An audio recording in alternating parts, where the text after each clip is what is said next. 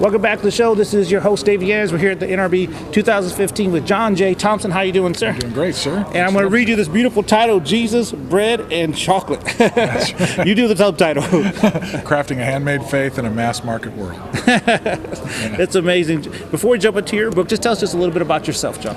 Oh, well, I work in gospel music. I've been kind of on the fringes of the music scene my whole life. I come from the Chicago area originally. Lived in Aurora, outside of Chicago, did a lot of ministry work, did a lot of music with my band and my wife, started a Christian music a store and a concert venue and a magazine called True Tunes when I was about 19. All right. So mostly been around music and ministry, mostly in kind of urban environments and stuff. Moved to Nashville about 8 years ago, work in gospel music publishing with Capitol. Okay. So I work with people like Kirk Franklin and John P. Key and that's a good place to hang out. Yeah, it is. You grasping from them and just living around their anointing a little could really benefit your ministry. Yeah. So I'm a song person. Okay. So my job is to serve them as they write songs. Is that what you do right now in the industry, in songs? Publishing, yeah. Okay. So I work with songwriters. So on the gospel music side, I work with guys like those who I'm trying to find new ways to get their songs out into the culture and just whatever they need. Yeah, it's a little bit different now. I mean, it's very different. Anyone can almost put a song together. Anyone can put it anywhere. Yep. And so you got to separate yourself from that. And the haystack has gotten really, really big, and the needles are harder and harder. They're smaller. They're even smaller. So tell us a little bit about your book and what made you decide to put this kind of book together. Well, about 10 years ago or so, I had a friend over. This is when we still lived in Chicago, and he is a baker. He made incredible pizza. No, he did like Central European style breads and cookies and things. Okay. And whenever he came to the house, he'd bring some, and we were just talking about how amazing his bread was compared to store-bought bread. Yeah. And he said, well, people have only been baking bread in factories and wrapping it in plastic for about 50 years. He's like, for most of human history, bread was about communities, and it was handmade, and it was crafted. But since the Industrial Revolution and factories and automation, we've kind of lost that. And I made a comment just sort of off the top of my head that I said, it really seems like the church has inherited and lived by the values of the Industrial Revolution more than it shaped those values. Mm-hmm. And then we started to think about how industrial our Christianity had become.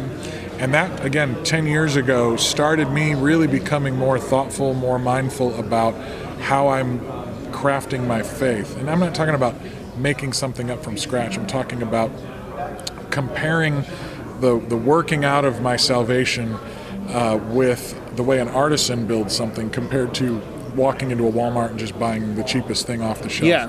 And that's kind of how some of the way modern Christianity feels to me as a Gen Xer coming up in the 80s and 90s. It feels like everything was about being big, everything was about scaling stuff up, it was about entertainment, it was about reproducibility and all these values that really kind of harken more to the factories. Yeah. Then when I look at the Bible and I'm actually reading the story of the early church, it seems like masters and apprentices. It seems like artisans. If you wanted to become an excellent woodworker, you would work alongside an excellent woodworker and learn the skills and for a long time. You wouldn't just go to a Walmart, buy yourself a cheap table and call yourself a woodworker.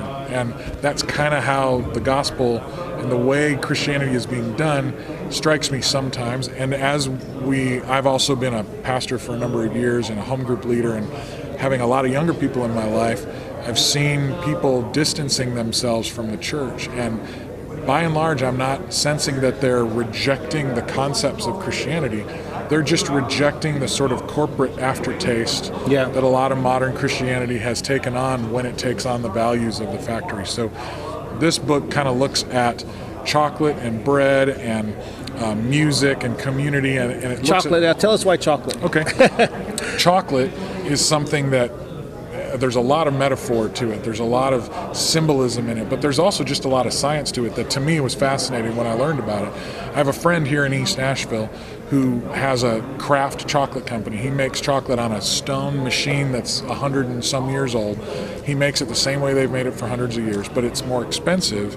It's handcrafted. It's incredible. It tastes amazing. Really? But to buy one of his bars costs about 10 times more than to buy some cheap chocolate from factory, some big brand. Yeah.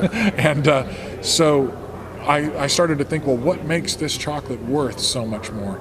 I started to research, and I started to learn about the additives that get added to a lot of the factory chocolate. I learned about slavery and how many chocolate is one of the biggest crops fueling the modern slave trade in the world right now. The majority of chocolate you find in a supermarket was somehow touched by slaves.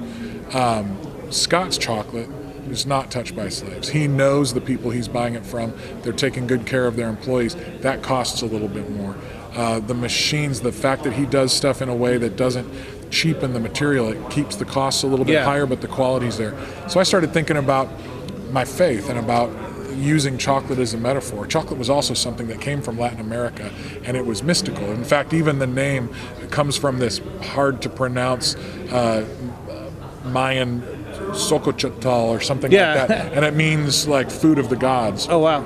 And so even long before missionaries ever came to America, the people from Central America that first discovered that if you took these seeds from these slimy pods and you fermented them in the air and then you milled them up and you did all this stuff, you could get this great food out of it. They thought it was supernatural. They thought that it came from God. In fact, they came up with the whole myth about this God who this person went up to heaven and stole a cocoa tree from heaven, from the garden in heaven, and brought it down to earth. And so it's the food of the gods. It was sacred. It was important, and it's become very cheap. It's become disposable, something you just kind of find everywhere. It doesn't really cost much, and that reminded me also of the way our faith has become or can become. So I talk about the history of chocolate. I talk about the science of why chocolate is so enjoyable. I talk about Scott, my friend, who has this little company. And then I pull out a lot of personal stories about my own history. Like I remember a story in the book about growing up on this farm, and we were out in the middle of nowhere, and UPS guy comes on Christmas Eve with a box, and my mom tries to tell us it's nothing, but the corners of the box have kind of worn out and they're a little wet, and M&Ms are dripping out of the box. And we thought, oh my gosh, it's so chocolate was such a treat, and it made Christmas more enjoyable. Easter, so it's that kind of thing, but it's really about the value. Scott's chocolate's worth more because it's handcrafted, it has integrity, it's pure, and I want to try and say, now, what can I do differently in my life that makes my faith more authentic like that? Absolutely. As opposed to just running into a gas station, grabbing it, and wolfing it down. Now, is this book already released or going to be released? April 7th. That's coming out pretty good. That's really quick. Yeah, it's been working on it for a few years, and it finally is coming out. Oh, wow. How long did it take you to put this together? From the first concept through now, it's been about 4 years. It was about a year and a half of active writing. A lot of that other stuff was interviews and research and changing the nature of what it was. It became a lot more personal than when I first conceived of it, because the publisher was really challenging me to get inside and tell my own story a little bit more. All right. And, so it took some turns, but yeah, I hope it's worth the wait. All right. Well, tell everybody how they can get a hold of you, or you want to get Facebook, Twitter, whatever you want to do. Sure. Yeah, you can find me at johnjthompson.com. There will be all the information about the book. It'll be available everywhere books are sold, because it's Zondervan, so they're good at that. You can also follow me on Twitter at twitter.com/JohnJThompson. Instagram, I'm the only JJT. Facebook.com/JesusBreadChocolate. That's good to know. He's the only JJT on Instagram. I'm not, That's fine. Well, we appreciate you being on the show. Hey, thanks for having me. And I see your heart. So I really truly see that your heart is to build the body and make them aware of what they have. Yeah. And sometimes we forget the grace and mercy that God gives us every day, and this helps us go back to that. And we miss the beauty too. I think that when we're moving so fast and when we're doing everything so big, we can miss the little quirks of life that really make it beautiful. And that's something that I hope we can recapture. Absolutely. It should be a good read. All right, we'll be back with another great guest.